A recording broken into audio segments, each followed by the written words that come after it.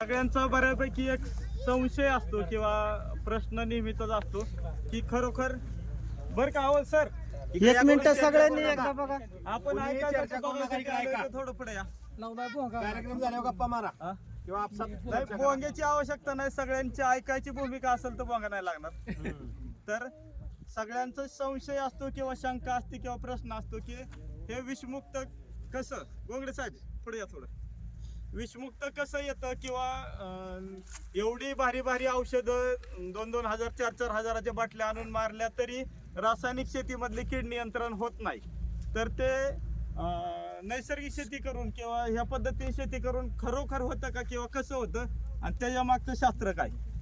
तर ज्यावेळेस पाळेकर सरांचं शेती पद्धतीने काम करत असताना निविष्ट आहेत, परंतु जसं आपण आज शेवट दाखवणार आहे तसंच निविष्टांचं स्थान आम्ही ह्या शेती पद्धतीमध्ये शेवटचं ठेवतो आणि ते साधारण त्याला महत्त्व देतो 10%.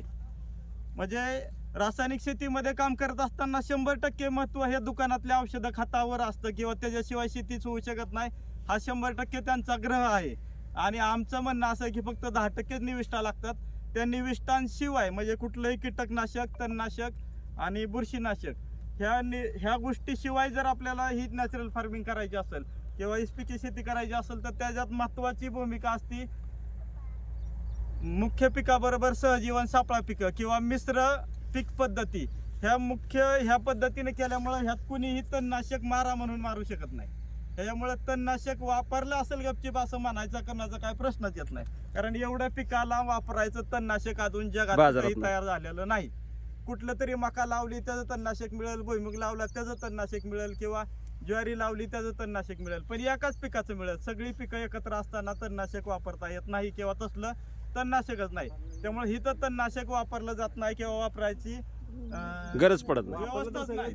तसं नाही, त्याला पर्याय राहतो पाष्टाचं आच्छादन, ऐका, पाष्टाचं आच्छादन आणि खुरपणी एवढ्या 2 गोष्टीतूनच आपल्याला तण नियंत्रण करावं लागतं. म्हणजे हे तर तणनाशकांचा प्रादुर्भाव, त्यातून होणारे कॅन्सर या गोष्टीपर्यंत जायचा विषय येत नाही. दुसरं राहतं मुख्य कीटकनाशक किंवा विष जे वापरलं जातं कुठलंही असेल ते 30 ते 40 60 दिवसापर्यंत त्याचा रेशिड राहतो.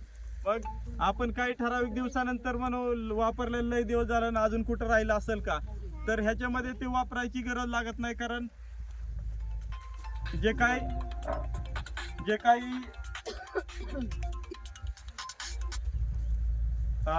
कीड नियंत्रण असतं ते सहजीवन सापळा पिकं आणि मिश्र पिकं ह्या पद्धतीने जर ही शेती पद्धती केली, त्याला आच्छादन व्यवस्थित केलं, पाणी वापसा स्थितीमध्ये दिलं तर 90% पर्यंत कीड नियंत्रण होतं. हा माझा गेल्या 12 वर्षाचा अनुभव आहे.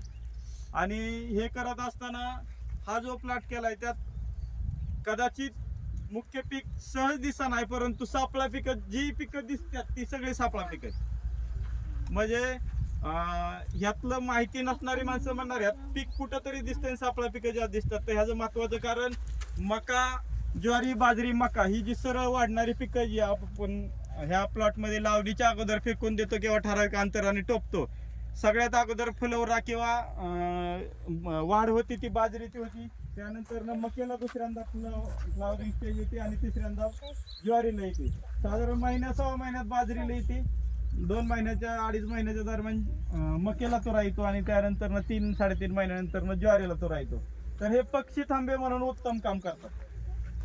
तुरा आला की त्यामध्ये भरपूर प्रमाणात मित्रकिडी येत असतात. त्या तुऱ्याला जी काही फ्लॉवरिंग असते, बाजरीचं असेल, मक्याचं असेल, ज्वारीचं असेल, त्या फुलांच्या वासाने भरपूर प्रमाणात मित्रकिडी येतात. मित्रकिडी आपल्या प्लॉटमध्ये असतील तर त्या किडीला नियंत्रण करतात. मित्रकिडी म्हणजे मांसाहारी किडी. सहज साधं सोपं गणित, ज्या मांसाहार करणाऱ्या किडी त्या मित्रकिडी आणि ज्या शाकाहार करणार आहेत त्या शत्रू किडी. उलट गणित आहे किडींमध्ये. शाकाहारी म्हणजे आपली पिकं खात्यात, फळं खात्यात, ती शाकाहारी किडी त्या आपल्यासाठी हानिकारक किडीत, आणि उपयुक्त किडी म्हणजे मित्र किडीत. ह्या मित्र किडींची संख्या वाढवायची असेल तर सापळा पिकं, सहजीवन आणि मिश्र पीक पद्धती. जर ह्या मिश्र पीक पद्धतीनं शेती केली तर 90% कीड नियंत्रण हितच होतं. निसर्गामध्ये हिशोब केला तर 10% ह्या शाकाहारी किडी आहेत म्हणजे हानिकारक किडीत, आणि 90% ह्या मांसाहारी किडीत म्हणजे उपयुक्त किडीत, आपल्यासाठी मित्र किडीत. तर ह्या 10% मारायसाठी आपण 100% मारतोय, म्हणजे ह्या उपयुक्त असणाऱ्या 90% किडी मारतोय. म्हणून 2-2, 4-4 हजाराच्या रासायनिक औषधाच्या बाटल्या आणून सुद्धा कीड नियंत्रण होत नाही. हे मुख्य कारण आहे. त्यांच्या प्रश्नाचं हे उत्तर आहे. तर 90% मित्र किडी ह्या 10% शत्रू किडींना खाऊन हितच संपवतात. हे ज्या अगोदर ह्या पिकांवर येतात. ह्या पिकांचं जे काही विशिष्ट फ्लॉवरिंगचा वास आहे, पिकांच्या पानांचा वास आहे, फळांचा वास आहे, त्या वासाने त्या अगोदर सापळा पिकाकडे आकर्षित होतात किडी. आणि त्याच्यावर असणाऱ्या मित्र किडी अगोदरच थोडक्यात बॉर्डर उभं केलेले आपलं सैन्य, ते सैन्य त्यांना तिथंच कंट्रोल करतं आणि ते आपल्या खाली असणाऱ्या मुख्य पिकाकडे त्यांना जाऊन देत नाही किंवा जायची संधी देत नाही. त्यातून चुकून वाकून गेलेले मित्र किडी, शत्रू किडी मग आपल्या थोड्याफार प्रमाणात किडीला खायचं काम करतात, पिकाला खायचं काम करतात. त्या किड्या ज्या काय 10% राहिल्या त्यासाठी आपण अमावस्या पौर्णिमेला संध्याकाळी दसपर्णी अर्क मारतो. आणि त्यातून कंट्रोल नसेल होत तर मग मध्ये अष्टमीला आपण आग्नेयास्त्र घेतो. आग्नेयास्त्र आणि दसपर्णी अर्क हे साधारण 8 दिवसाचा गॅप ठेवून मारलं तर अगदी 99% म्हणजे उरलेल्या 10%तले 9% कीड नियंत्रण मिळते, 99% कीड नियंत्रण मिळून जातं. राहिलं बुरशीनाशकामध्ये आंबट ताक, देशी गायचं ताक आपण पंपाला अर्धा लिटर किंवा जीवामृत जे बनवतो ते जीवामृत पंपाला 1.5 ते 2 लिटर 2.5 लिटर पर्यंत फवारणी, हे बुरशीनाशकाचं काम करतं. आपल्याकडे 3च प्रॉब्लेम आहेत: बुरशीनाशक, कीटकनाशक आणि खुरपणी. ह्या 3 गोष्टीला नॅचरली ह्या पर्याय दिलेले आहेत. आणि त्याचा अभ्यास पुरेसा असेल आणि ती व्यवस्था सगळी शेतामध्ये उभी केली तर 90% कीड नियंत्रण नॅचरली होते, कुठलाही हस्तक्षेप न करता. आणि सगळंच आपल्याला पाहिजे असेल तर मग दसपर्णी अर्क आणि आग्नेयास्त्र ह्याचं फवारण्या, जीवामृत आणि ताकाच्या फवारण्या. आणखीन चांगले प्रकारे आपल्याला त्याची वाढ पाहिजे असेल, शायनिंग पाहिजे असेल, चकाकी पाहिजे असेल, साईज पाहिजे असेल तर आपण मग सप्तधान्यांकुर अर्क, ते ह्या सगळ्या निविष्ठा घरी तयार होतात. सप्तधान्यांकुर अर्क ही फवारणी घेतली तर अनुभव आहे सगळ्या शेतकऱ्यांचा की जे वापरल्या एवढं ते फास्ट वाढतंय. म्हणजे आपण जर ते 15 दिवसातून 3 आठवड्यातून जर आपण सप्तधान्यांकुर अर्कची फवारणी घेतली तर शायनिंग मिळते, चकाकी मिळते, साईज मिळते, चव मिळते, या सगळ्या गोष्टी मिळतात. सगळं जे काय आहे ते घरी बनवायचं आहे. घरी बनवत असताना आपल्या शेतातल्या गोष्टी वापरायच्यात. त्यामुळं 100 ना 101% जर आपण पाळेकर सरांना फॉलो केलं तर ह्या सगळ्या गोष्टी आपल्याला विषमुक्त मिळतात. तर ह्या फ्लॉवरिंग आणि मित्रकिडी ह्या सगळ्या गोष्टींचा जर खरोखर अभ्यास केला तर एक निसर्ग चक्र आहे की प्रत्येक जण प्रत्येकावर अवलंबून आहे, कुणी नाही कुणाला खात असते. जर मित्रकिडी वाढवायची असतील तर किडी आपल्या प्लॉटमध्ये आल्याच पाहिजेत, ही माझी 3-4 वर्षापासूनची भूमिका ठाम झालेली आहे. त्यामुळे किडी मारायच्या भानगडीत आम्ही आमच्या प्लॉटवर तर आता पडतच नाही, कारण हे सगळं उभं केल्यानंतर 90% कीड नियंत्रण मिळतंय. आणि रासायनिक शेतीत सुद्धा हजारोंची औषधं मारून सुद्धा त्यांना काही 100% हातात लागत नाही, त्यांचं बी किडतंय. मग 5-10% आपलं किडलं तर आपलं काय जात नाही. ते निसर्ग जर वाढवायचा असेल, मित्रकिडींची संख्या आपल्या प्लॉटमध्ये वाढवायची असेल तर किडे आल्याच पाहिजेत. त्या भूमिकेवर मी थांबवून आता काम करतोय. अगदीच एखादा प्लॉट हद्दी बाहेर जात असेल, आवाक्याच्या बाहेर जात असेल तर मग दसपर्णी अर्क आणि आग्नेयास्त्राच्या नादी लागून मग आम्ही त्या गोष्टी फवारणी करतो. नाहीतर ही जी सिस्टीम राहुल गावडेंनी उभी केली, 100% सुभाष पाळेकर नैसर्गिक शेतीचा हा प्लॉट आहे.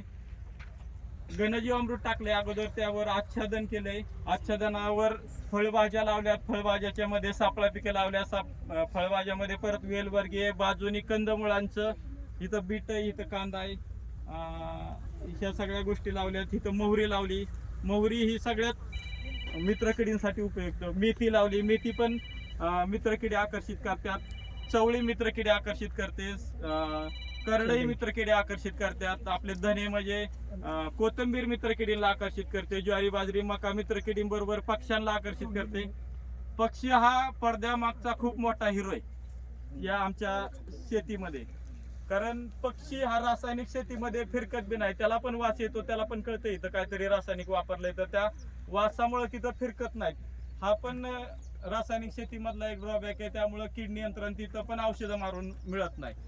तर ह्या शेतीमध्ये ही आपण ज्वारी, बाजरी, मका लावतो तर ते त्यांना पक्षी थांबे म्हणून काम करतात आणि त्यामुळे भरपूर प्रमाणात पक्षी येतात. आणि पक्षी हा 90% पण ते पण आहे की 90% पक्षी हे मांसाहारीत. त्यांचं मुख्य अन्न हे किडे आहेत.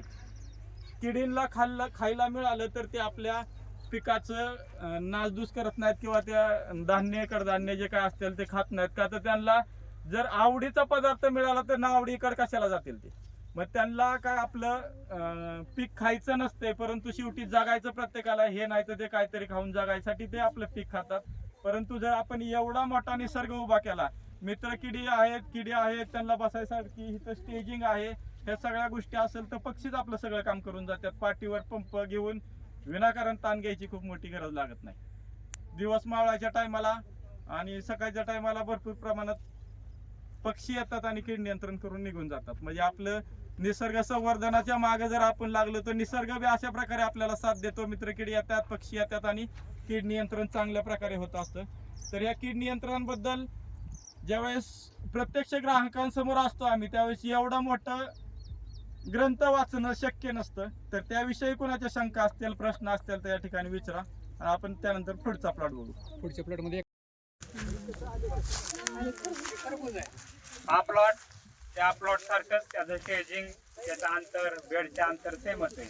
पण त्याच्यामध्ये ज्या पालेभाज्यांसाठी मोकळी जागा ठेवली होती, बेड काढले नव्हते, त्याच्यामध्ये बेड काढलेत आणि त्या बेडवरती पालेभाज्या न घेता जे काय खरबूज, कलिंगड ही जी फळांमधले जी व्हरायटी आहे ती आम्ही त्याच्यावरती लावण्याचा प्रयत्न केला. आणि त्याला जे अनुसरून जे आंतरपिकं त्याच्यामध्ये घेतली जातील अशी सुद्धा लावण्याचा प्रयत्न. सध्या हा प्लॉटची लागवड टप्प्याटप्प्याने चालूच आहे. त्यामध्ये अजून बरेचसे व्हिडिओ आहे, लागवड चालू आहे. आणि पूर्वीला सुरुवातीला लागवड झालेल्या खरबुजाला फळे यायला सुरुवात झालेली आहे. हे 5 तास मल्चिंग आहे, ऊसाच्या 5 तास. तुम्ही कोणत्याही सगाळ म्हणून किंवा जुन्या पिकांचे अवशेष म्हणून, तणांचे अवशेष म्हणून हे मल्चिंग करू शकता. आधुनिक नाही, पण निदान आधुनिक तर नक्कीच आहे. आणि ही विनाशकारी नाही आहे, त्याच्यासाठी हानिकारक नाही आहे, पर्यावरणासाठी, निसर्गासाठी हानिकारक नाही आहे अजिबात. तर ही आदो ट्रॅप आहे, हा दिवसभर चार्ज होतो. हे सोलर प्लेट आहे वरची. आणि इथं कामगंध गोळ्या लावलेल्या असतात, ज्या आपल्यासाठी जे शत्रू किडे आहेत त्यांना त्या आकर्षित करतात.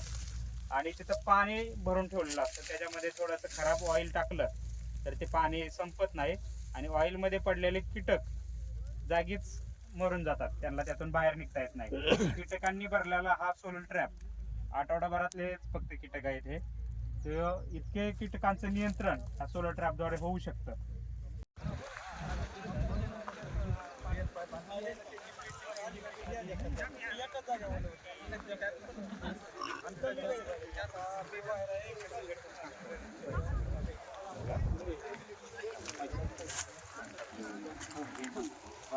ते ओढी खुडली. इथं वेगवेगळ्या निविष्ठा यांनी बनवलेल्या आहेत किंवा बनवण्याचं काम चालू आहे. त्या निविष्ठाविषयी माहिती घेऊ आणि आपण पुढं काय प्रश्न असतील तर ते प्रश्न उत्तर घेऊ आणि जेवणाच्या दिशेला इथलं प्रस्थान करू. हां,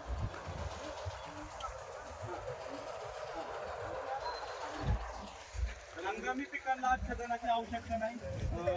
त्याला आच्छादन म्हणलं तर आपलं मृदाच्छादन म्हणजे खुरप कुठे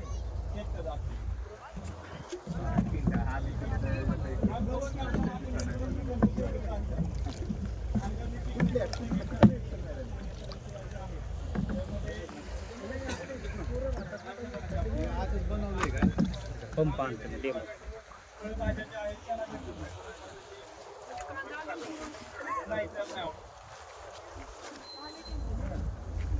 आता इथं निविष्ट आहे, काय काय बनवलंय, कसं बनवलंय. पुढे या पुढे.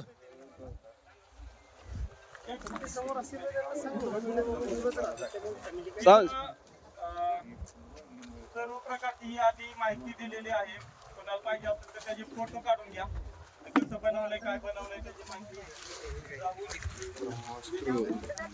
हो हो जावा सावली.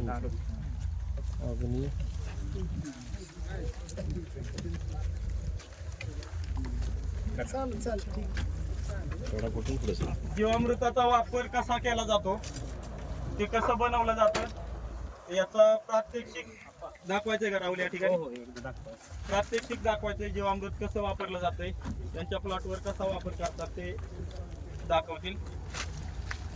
थोडं एका जागेवर गर्दी करण्यापेक्षा थोडं लांब न बघितलं तर सगळ्यांना बघता येईल. थोडं लांब लांब थांबा म्हणजे सगळ्यांना माग उभं राहणाऱ्यांना पण दिसत. हीच माहिती युट्यूबला चॅनलवर सगळ्यांना घरी बघता येईल. हा नाही तुम्ही शूटिंग करणारे असू द्या पुढे. नाही हा तर एक ज्याला परमेश्वर कोणाला- तळेकर यांचा जो चॅनल आहे त्याचबरोबर आपल्याला अनपेक्षितपणे दीपक पाटील सर कुठे की ज्यांनी कुठे गेले दीपक पाटील सर ज्यांनी KVK साठी प्रचार प्रसाराचं काम केलं किंवा मार्केटिंगचं काम केलं ते दीपक पाटील सर. कृषी विज्ञान केंद्र बारामती या ठिकाणी बरेच दिवस त्यांनी कार्य केलं. तर असे असणारे दीपक पाटील सर या ठिकाणी उपलब्ध आहेत. त्यांचा पण अष्टदीप क्रिएशन हा यूट्यूब चॅनल आहे आणि आपल्या तळेकर सरांचा परमेश्वर तळेकर हा चॅनल आहे. या चॅनलवर याची माहिती सगळ्यांना उपलब्ध होईल.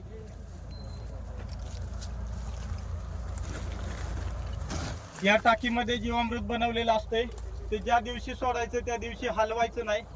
जो काही गाळ असतो जो तळाला तसाच राहतो आणि वरती जे काही निवळे असते जीवामृताची ती या पंपामध्ये ते काढून घेतात आणि पुढं पाण्यावाटे पिकाला म्हणजे ड्रीप वाटे पिकाला ते पाठवलं जातं. इथं जोडले